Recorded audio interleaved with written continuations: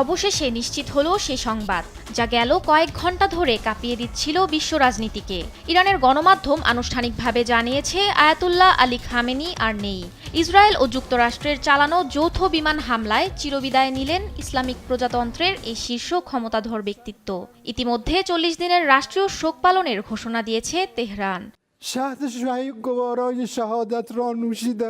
এর আগে মার্কিন প্রেসিডেন্ট ডোনাল্ড ট্রাম্প খামেনিকে ইতিহাসের অন্যতম মন্দ ব্যক্তি হিসেবে উল্লেখ করে তার মৃত্যুর খবরটি প্রচার করেন। ট্রাম্প জানান, অত্যাধুনিক ট্র্যাকিং সিস্টেম এবং গোয়েন্দা তথ্যের ভিত্তিতে খামেনির অবস্থান শনাক্ত করে সরাসরি আঘাত হানা হয়। এ হামলায় খামেনির মেয়ে, জামাতা, পুত্রবধূ ও নাতিসহ পরিবারের বেশ কয়েকজন সদস্য এবং শীর্ষ সামরিক কর্মকর্তারাও নিহত হয়েছেন বলে নিশ্চিত করেছে ইরানের গণমাধ্যম। অ্যান্টি স্লিপারি টেকনোলজি ও সফট টেক্সচার টাইল, নরম ঘাসের স্পর্শ, সাপোর্ট গ্রাস ম্যাট, নান্দনিকতার ছোঁয়া।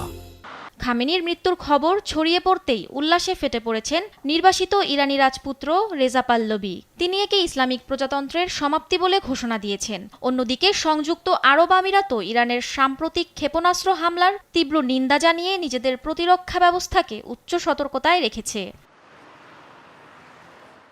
খামেনির মৃত্যুর খবর নিশ্চিত হওয়ার পরও হামলা থামায়নি মার্কিন যুক্তরাষ্ট্র ও ইসরায়েল, বরং অপারেশন আরও জোরদার করা হয়েছে।